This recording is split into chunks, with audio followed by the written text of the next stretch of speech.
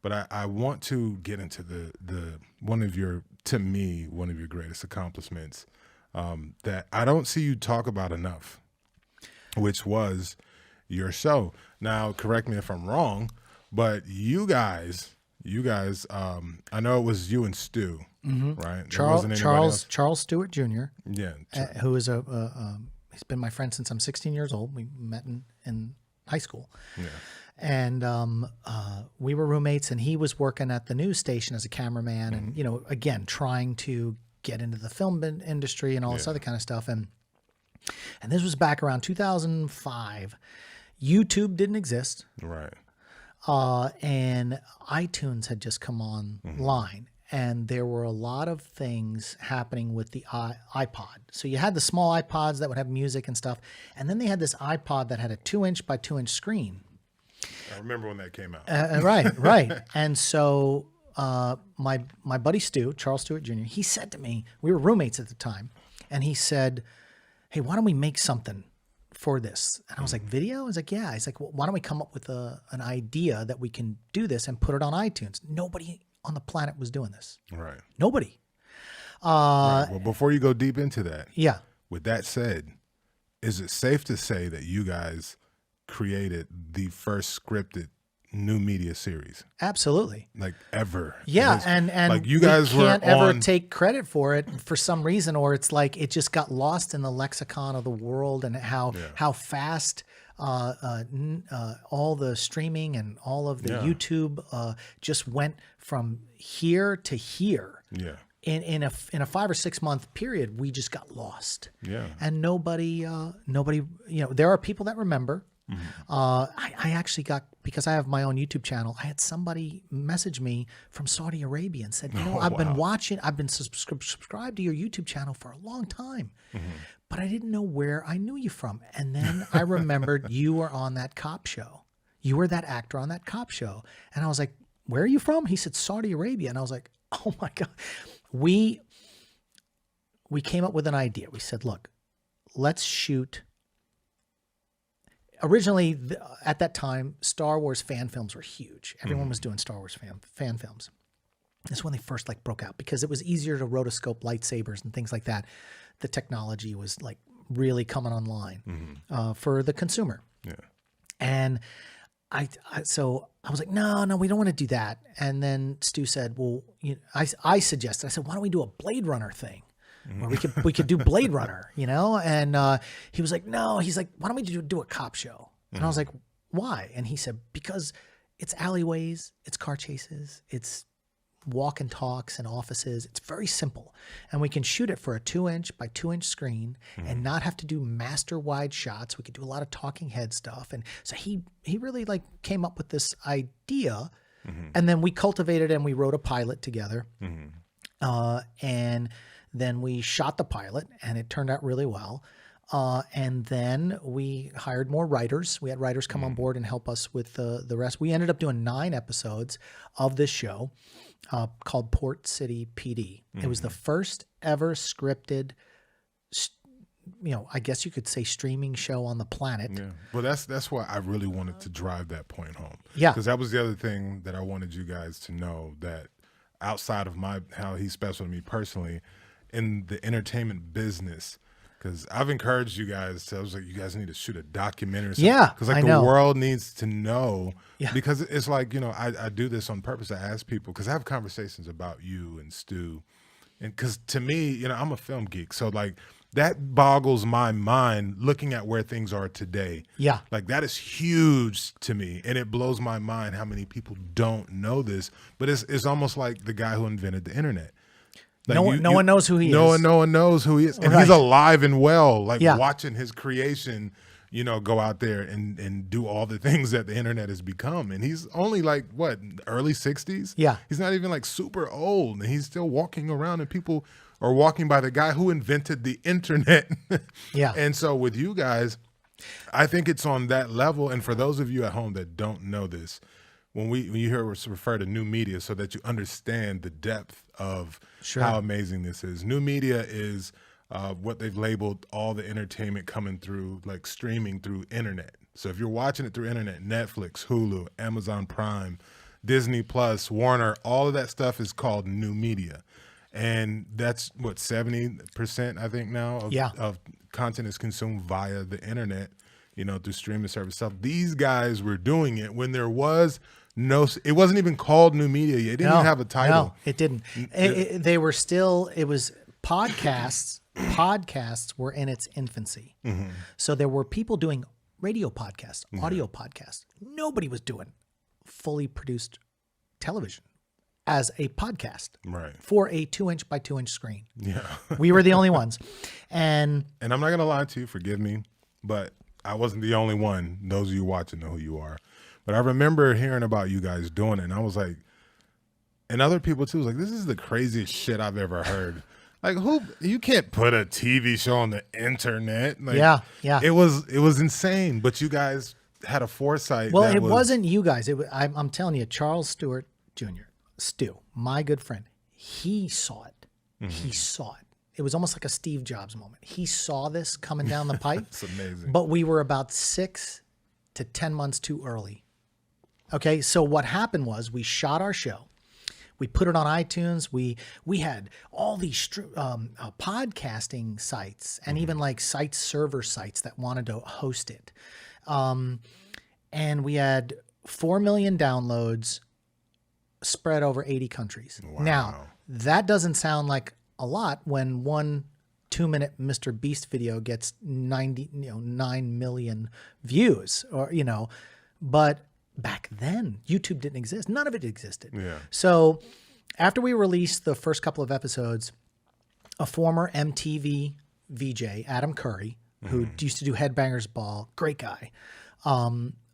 He kind of got wind. We were in Movie Maker magazine. Mm-hmm. They did an article on us in Movie Maker magazine, and they were like, "Dude, these guys are doing something different."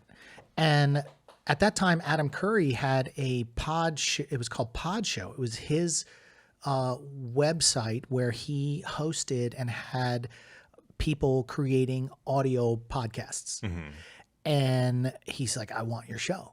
So we were like, "Okay, well, we've got to finish the season." Mm-hmm. And so he said, well, all right, well, we'll do contracts and we'll do all this kind of stuff. Was that how you guys did the deal? Because I remember you had got some deal and you were like, yeah, we got a little backing now. Well, we did. Like when we did the first couple of episodes, we did it with no money. It was calling in all the favors we knew in the film industry. We shot on film, tape, mini DV because none of the technology existed yet. Like nothing. You couldn't. HVX wasn't out. None shout out to HVX. No, we shot this on our phones do what they did now. Yeah, exactly. We shot on a GL2 and an XL1 with fixed lenses. But again, we were like, we're only shooting for a 2-inch by 2-inch screen. We don't have to do this crazy production value to sell it. But wait. So that means you guys also have the first scripted television series on a handheld, watched on a handheld device. Absolutely. Jesus Absolutely. Christ. So, but here's where it got great. Like, I feel like all the streaming services owe you guys some royalties. Yeah. No, well, we always look back and we go, man, we had 4 million and we gave the show away for free because we didn't know if it was going to work on iTunes. Yeah. So you get 4 million downloads, but we didn't charge anything for them. So imagine if we charge a penny or 2 cents or $1. We would have, anyway, long story short. There was no blueprint for that. There was nothing. We just were like, we're going to put it out there into this internet or interweb, whatever you want. We're going to put it out there and we're going to see what happens. And so, we were getting press, Movie Maker magazine, all this kind of stuff they were all over this thing. And I got to hand it to Sheila Brothers, who was like a marketing genius who helped write the later episodes and stuff. And she was an actress on the show too, and a stunt woman. So it was really nice to have her involved. And so what happened was Adam Curry comes in. He says, look, we'll give you $35,000 to finish your season. Can you do it for $35,000? And we'd already shot a couple episodes for nothing. And we were like, dude, we did a season for $400. We were like, yeah, we can do that for $35,000. And, but we made sure that everybody was paid. Even the actors, if they came out for one day, it was, back then, oh, hey, $50. Now, nobody was paying anybody anything for independent film in this town. So just to get $50 or, here's $100, or like the people that were bringing gear could get a rental out of their gear. Mm-hmm. So we ended up doing 9 half-hour episodes And then 6 months after being on Podshow and iTunes, YouTube launched. And here's where it went south. We had a 5-year like contract with Adam Curry and his thing. Okay.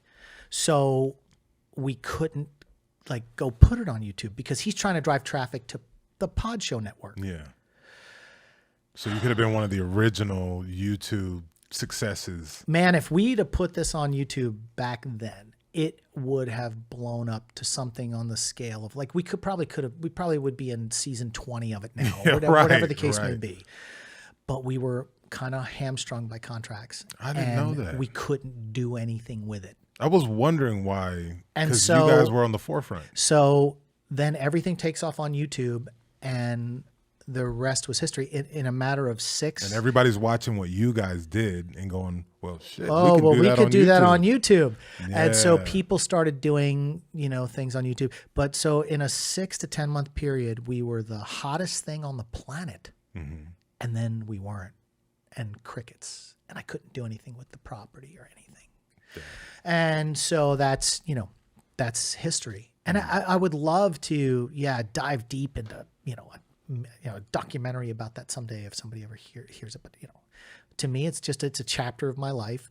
And again, it's one of those things where I realized we can produce things on lower budgets. And then, so then you go from there and you move your way up and you produce things and you guys worked really hard. And the thing about it too was, especially being newer producers and going into uncharted territory, you guys continued to scale it. Like it got better. It got better, yeah. Production got better. Yeah, you know what I mean? We would get car mounts and mount them on cars and do car stuff. And yeah, man, I mean, the production value definitely went up. So when you watch the first episode and the second episode, then when you see 3, 4, 5, 6, 7, you're like, whoa, whoa, whoa. And then the storylines got really good too, because we had multiple writers doing things. But again, but then you also had people wearing a lot of hats. So if you do watch the show, and I don't think it's out there anywhere, to be honest with you. I don't think you can find it anywhere because it's been so many years. And but you can see the flaws in it. But people forget that we were trying to shoot it for a 2-inch by 2-inch screen. So we weren't trying to do giant crane moves and things like that. That just wasn't something we were doing, because our whole thing was people are going to sit and watch our show and get an oil change. Yeah. And while they're sitting there getting an oil change, they could be on their iPod. And then it became a video iPod and became almost like a phone. And then the next thing you know, a phone came along. And then and so, yeah, I mean, we were there at the infancy of it. And it's an honor to be a part of that. Yeah. It's a history, bro. I know. You got to admit it, man. You got to just live your truth. It's historic. Yeah. And people should know. That's why that's one of the main things I wanted to talk to you about today, because it was like, people need to know this, this bit of history that, there's no telling what you guys inspired, because no one comes to you and says, no, hey, I happened to look when I was, 19, I saw you guys doing this thing. And then I became a filmmaker at 25 and was like, okay, I can do that. Or, hey, all the shows and things are people going, man, we don't have any connection to Hollywood. We don't have any connection to networks and studios. Oh, well, look at these guys. They just put that shit out on the internet. Yeah. Well, let's do that. Let's do that.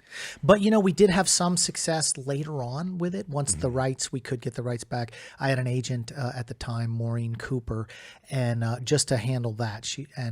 We were able to get it on cruise ships, airlines. Nice. And so we literally, Charles Stewart Jr., Stu, he directed some of the episodes. He was on a cruise ship with his wife at the time, and somebody recognized his wife because she was an actress on the show. Oh, wow. And said, "You're on that cop show." And he's sitting there. Now, of course, they don't know who he is because he's just the director. No one's, But he got called out on a cruise ship because a lot of the people on cruise ships are from all different countries that work the cruise ships. And so again, 20 years later plus, I get a guy from Saudi Arabia that goes, I've been watching your YouTube channel for over a year now. And I kept looking at you and I'm like, I don't know who this guy. And then you were on the cop show back in the day. And I was like, oh, wow. Yeah, but I mean, do you realize how invested people have to be to recognize you outside of it? Yeah. Like, they have to be very invested in it to see Stu's wife at the time on a cruise ship and go, hey. Or to be following you and like, I follow you because I just knew I knew you from somewhere, but I couldn't figure out. And all those years back, I used to watch your show, and I'm still watching your content now on YouTube, you know, but to even be, you know, to make that correlation. And it was good, you know, because I think episode 6 or 7, we were able to have you on. Yeah. And you played an assassin type character, and we had a fight scene, me and you. Can you imagine? I mean, yeah, you threw me around like a paper doll, a rag doll. Well, you know, at that point, it had gotten to a point to where I was like, see, there's a thing where you're like, okay, that's really cool, and you know, I might want to be involved at some point, but that's where you guys are like trying to get people to come to you, but then your hard work and success comes to a point to where it's like now people are like, hey, what about me? Like, you know, you think I could come play with you guys? You know, people start coming to you and like, you know, and it got to that point. And that's what it was. Like, and we did have some friends in our social circles, especially actors, that were mad they didn't get a shot on the show. And I was like, we didn't only had so many cops. We only had so many bad guys. Like we could, you know, but we did. We had some people. You know, I know I had one friend of mine who had a part in the pilot episode, and he I think he thought he was going to be throughout, but it was never written that way. It was just he was in the pilot, and then we moved on, and I think he was always like, "Urgh." So, but that's a good sign when people get mad. You're like, but I you know, they feel like they missed out on something big. At the same time, I just found that out 20 years later that he was mad. Like, this is why you stopped talking to me all those years ago? I was like, what? He was like, yeah, and I was like, no, are you really? And but you know, you don't know because again, you're wearing multiple hats, and that's the thing. I go back to Stu. I talk about Stu a lot because he was a shooter on the show. He edited the show. He did the sound design on the show. I would see him because we were roommates. He'd come out of his room where his computer was set up right next to his bed. His eyes would be completely bloodshot. And he would just be like, I've been working all night on this. And that was back when things couldn't render. Or you had to capture the film from a mini DV tape. Now that took the whole time of the tape. So if you had a 40-minute tape, you had 5 or 6 for, you know, the day's shooting. All that has to just go in real time and be captured. Really? Yes. Jeez. There was no SD cards. There was none of that stuff existed. Nothing like the technology is today. And that was the thing where, like, you know, technology, I always say, well, if we'd made that show now, you know, with all the technology we have now, it would look, you know, like a multi-million-dollar show. But we did it. Yeah, you did. And like you said, it's part of history. Yeah, and more people should know about that, and they should know, and that's, you know, also why I wanted to talk about your journey and, you know, what led you to that point, and then, you know, this amazing. You've done other things, but I think what led us again, like Stu and I, as roommates and as friends from when we were 16 years old, what led us to that point was, we just were watching TV and we're watching movies and we're like, yeah, man, we can do this. Like, what's stopping us from doing this? And you'd get inspired by watching, you know, documentaries about other filmmakers that, you know, made it, and they were doing things like stop motion photography. You know, we did stop motion photography and you know, when we had VHS cameras that could do one frame at a time, you know, we'd set it up, we would take models. So we were already like, you know, like flexing and chomping at the bit to do something. And so it was like, what can we do? And also, you know, you want to, as an actor, you audition 100 times a year, 200 times a year. And, you know, 85% of all Screen Actors Guild actors work 3 jobs a year. And they could be 3 day players. So you're looking at $900 a day for 3, and the rest you're waiting tables. The 15% of Screen Actors Guild members are Tom Cruise, Julia Roberts, all of the top tier people. So it's like you get to a point where you get frustrated as an actor, and so the opportunity is like, hey, Shaun, not only will we make the show, but you could be the lead cop in this thing and shoot guns and drive cars and do all the cool things like we did when we watched our favorite movies like Lethal Weapon when we were kids. And yeah, you can be that guy. And you're like, well, no one else has given me that opportunity. Well, I'm going to make it myself. Yeah, you don't have to wait on Hollywood. You don't have to. You just make it yourself. And that was one of the things that was obviously a selling point to me. And at that time, 20 plus years ago, as an actor, I'm going to be the next big, you think you're going to be the next big thing. And then as time goes on, you're not really the next big thing. And so, you want to capitalize on projects that like you're completely attached to and that you're fully invested in.